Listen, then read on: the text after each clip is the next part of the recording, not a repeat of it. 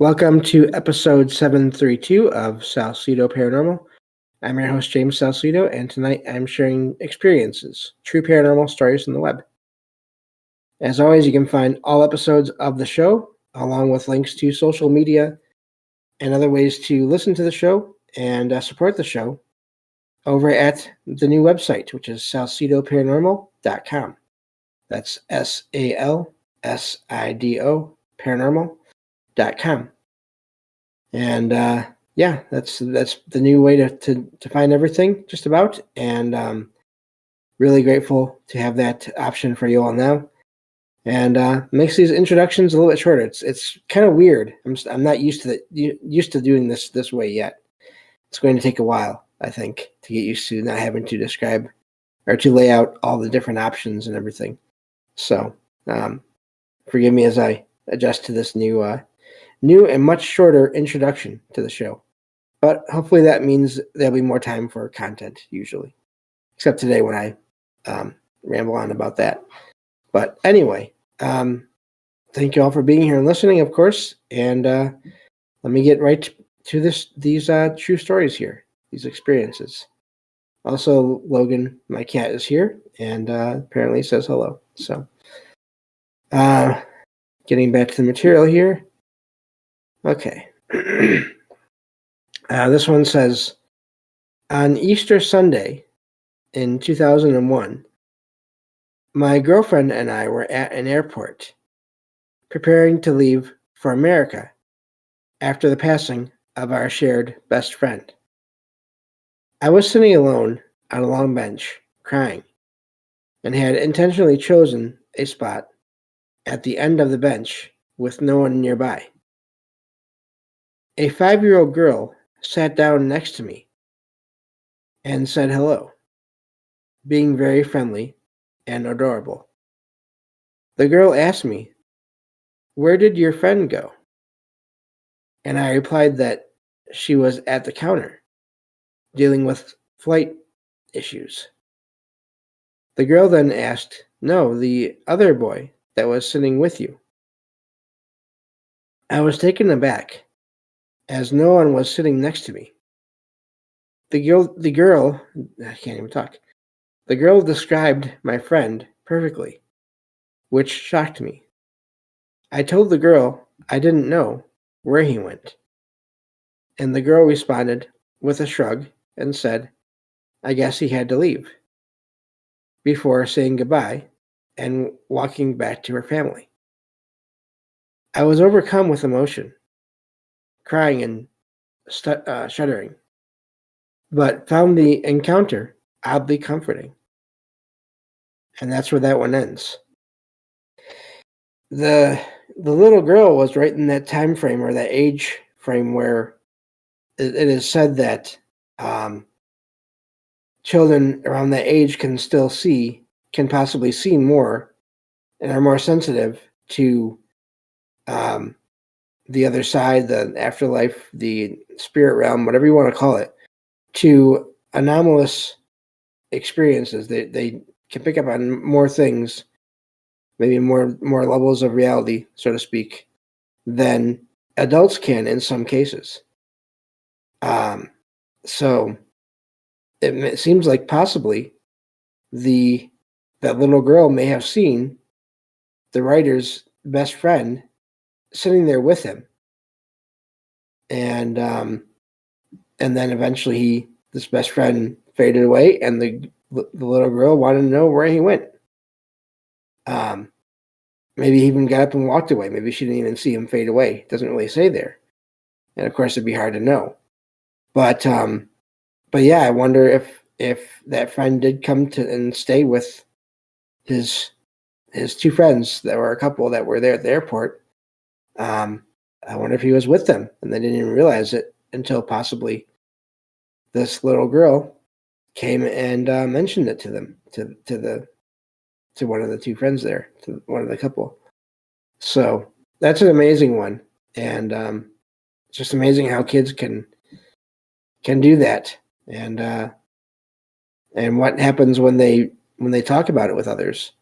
It's not always great for the kids. Luckily, this didn't seem to be too terribly rough on the little girl, but they do seem to be able to pick up on things. So, moving on to the next one here. Let's see here.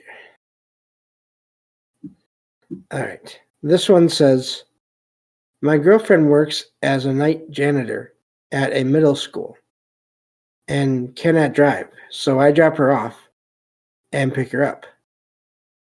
Every time I go to pick up my girlfriend, I always see a lady in a white dress appear outside my car at the bus ramps. The ghost only appears outside my direct line of sight, but I can see her moving, leaning on a wall and waving at me. When I look directly at the ghost, she disappears. The ghost is well known in the area and has been seen wandering the halls by students and staff at the middle school, as well as the nearby junior high and high schools. My girlfriend is not aware of the ghost's appearance, as they only happen, when I am picking her up. And that's where that one ends. That's amazing that I wonder now, see, that one is different because so often you hear about people seeing something out of the corner of their eye, and it's like whatever they're seeing wants to be seen or doesn't want to be seen or isn't aware that's going to happen until it does, and tries to avoid being seen by the person any further. In some cases, here it seems to be the opposite, and yet when the person tries to look straight at this figure, I wonder if it's issue with the sensitivity level or the acceptance of it all, or if it is that woman in the white dress there maybe being shy at the last second in some of those encounters. I don't know, but that's a neat sighting, and to have this same figure seen around the schools is also fascinating. I wonder if there's some history there, if she could have been a teacher at some point, or maybe, depending on the age, a former student.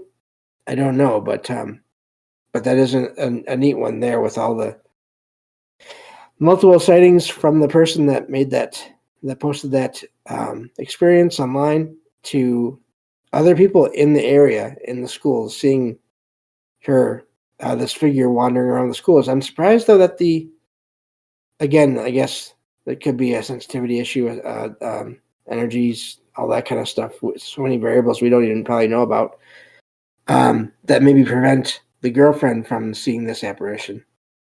Could be she's not interested or doesn't believe in any of this stuff being possible to begin with, which could, I think, in some cases lead to less, if not no, experiences. Again, depending on so many variables. So, and I say that because there have been, I've heard and read accounts of people who have never had an experience, who then have one, and they can't explain it, and they never believed in any of this before. And in some cases, they still don't, but they still had this one encounter, this one experience they can't explain. So, I think that's important to mention there. Again, I don't know anything for sure. I can just only share these accounts of these experiences and point out the similarities and differences as I notice them. So, moving on to the next one here. Once I scroll down, let's see here. Okay. This one says, my sister and I have had paranormal experiences in our childhood home, in our country, including unexplained occurrences such as a delivery truck's horn blaring at 3 a.m. with no one around. Our family tried to resolve the issue by removing the battery, but the horn kept blaring at the same time of night morning until they moved the truck. We moved to Canada and are now renting a house that was previously a school established in the 1800s and then closed in the 1950s. So that's at least 50 years of all kinds of energy there from kids going to school and everything. We live here with the homeowners. Last night, while cooking dinner, I heard a clear and gentle voice saying, "Hi there, Auntie." But when I turned around to see who had spoken, no one was there. I checked the living room and found the homeowner's youngest child, but he denied saying hello. The doorbell rang, and I opened it to find the other daughter, so it hadn't been her either. The eldest daughter later went to get something to eat, and I asked her if she had gone into the kitchen and said hello, but she replied that she was in her room. I'm not sure what to make of this experience. Should I be scared or just shrug it off? I still recall the voice I heard clearly. That's where that one ends. The electronics being manipulated is always fascinating, especially when the power source is taken away and things still happen. Especially with a car horn, the horn on a vehicle. I wonder how much more power that takes than just a regular battery. I don't know. But as far as the experience with the voice in the new home, I don't know. It could be residual. It's hard to say. Could be a spirit maybe mistaking the writer there for their aunt. A lot of possibilities there. So it does sound like the writer there tried to rule everything out. But also, they did mention that their family has had many experiences over the years. So I wonder if part of it is also their own ability to pick up on these things when they happen. Especially in cases like that where it's a sound, a voice like that. So I don't know, but that's a lot happening there, and just to those people in general. I'd be curious, again, to know if the owners of the house that the writer and their family moved into, if any of the people that were already in the house had any experiences there. Because if they hadn't, then that could maybe point towards sort of a beacon effect where, for whatever reason, the family of the writer that made that post, they are somehow, they naturally attract consciousness of others that don't have a physical form, but basically they attract other beings to be around them because of how sensitive they are to these things. I think that's a possibility, and I don't think that anyone should automatically fear an experience like that when it's just this one thing like that, and it's not a direct. It's not like being touched. It's not an attack of any kind, as far as they can tell. As far as I can tell, I don't think you have to be afraid. I think you just take note of it, make note of it, and see what happens. If hopefully nothing does, but if it does, then maybe you can start to notice a pattern and possibly figure some things out. And but also, I mean, always just sort of look into ways of protecting yourself in terms of energy and spirit and all those things, because they are out there. I'm just not one to tell you that what works and what doesn't work, and because I don't know for sure, and there seems to be varying results and all that to begin with. So again, because of all the variables I always mention in these shows. Moving on to the next one here. Let's see. So, did I miss it? Okay, no, I think we're good. This one says, I was 14 and my sister was 16, and we attended high school in a small Indiana town in the early 2000s. We had two friends, A and T. One night, we decided to go on a ghost hunting adventure, armed with a list of haunted places, a Ouija board, flashlights, and 10 pennies. We visited several locations, but got nothing. And by the time we reached the 10-penny bridge, we were feeling skeptical and fearless.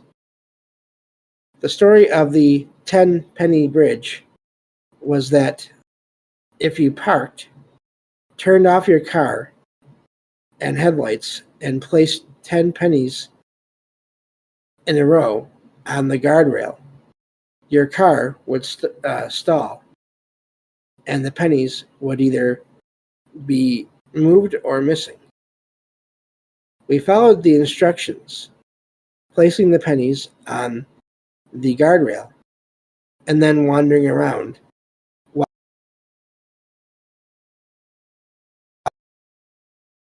After a few minutes, T pointed out 2 pennies on the right end of the line had been pushed aside, and we decided to move them back and stand on the other side of the car for 5 minutes before checking again.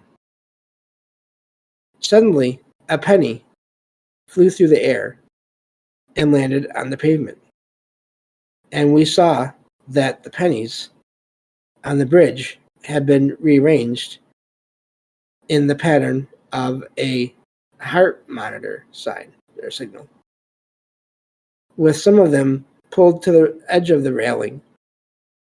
That's where that one ends there, the sentence. We were shocked and panicked, and we quickly got back into the car and drove away, but not before stalling the car 3 times.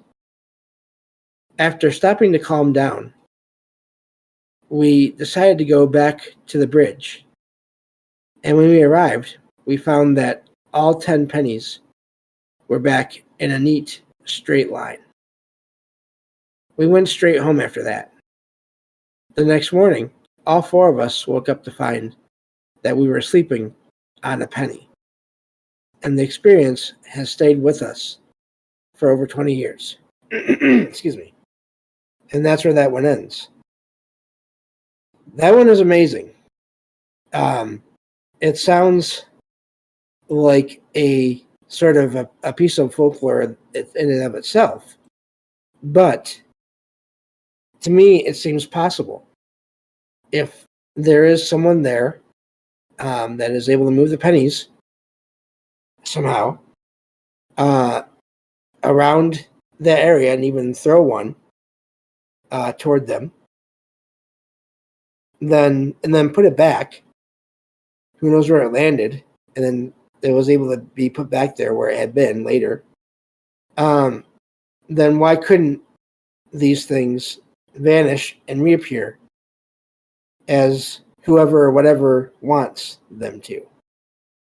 And so that the fact that the writer says that they and their sister and their 2 friends each woke up with a penny beneath them, it may seem like too good to be true, but having had had objects in my own place sort of literally vanish and then reappear in my own experiences, and something larger than a penny, in my case it was a phone charger that just was literally gone, then it doesn't seem that extreme for a penny to be moved and possibly teleported from one place to another. So that is a really amazing one. It's always amazing to me when you have folklore that could be accurate or inaccurate, could be made up or real. In other words, a story could have no significant historical evidence of anything that happened there before. And people will still go these places, and in some cases, they will still have experiences. That always blows my mind when I hear and read about that happening. Because, again, if there's no historical evidence of anyone, let's say, passing on that bridge, then why are those things happening? Is it the people there somehow unconsciously making these things happen? Is it some other presence there that learns of this and notices it and makes things happen for whatever reasons? I have no idea. But yeah, that's an amazing one there. Gonna move on here to the next true story. This one is a shorter one, but brings up a good point, I believe. This one says, I was on a family holiday and shared a room with my sister with twin beds next to each other. In the middle of the night, I woke up and saw my sister sitting on the end of her bed. I whispered to her, asking what she was doing, but she didn't respond, and instead slowly looked around the room. I became suddenly awake and felt creeped out, assuming my sister was trying to scare me. I asked her to stop, but she kept slowly looking side to side. When I yelled her name, I saw two versions of my sister appear, with one morphing into the other. And I'm guessing here, just real quick, I'm going to sort of, because they're not really super clear here. What I'm guessing is that the sister was laying in bed, not seen by the writer there, and sat up and somehow merged with this other figure that looked like her. And so we'll go on from here and we'll talk more at the end. But it says, I was shocked and couldn't initially explain what I had seen because I was so scared. I was wide awake during the entire experience. I've never seen anything like that before. And that's where that one ends. So, excuse me, the reaction of the sister looking around the room. I wonder if it was an out-of-body experience and the sister had no idea that it had happened. And she was sitting there on her bed looking around, and as she's feeling something strange, as she's realizing things feel different. Meanwhile, the writer sees the sister out of body and then sees the two parts of the sister of this other girl combine. In other words, the physical and the astral, the conscious, the spirit aspect of that girl combine. In other words, the sister went back into her body at the same time as she was sitting up in the bed. That's sort of how that seems. That seems like that's what probably happened. Again, I don't know for sure, but it just really, to me, that's where my mind goes with that experience. But that's all the time we have for this episode. Thank you all for listening, and I'll talk to you all next time on Salsido Paranormal. Take care.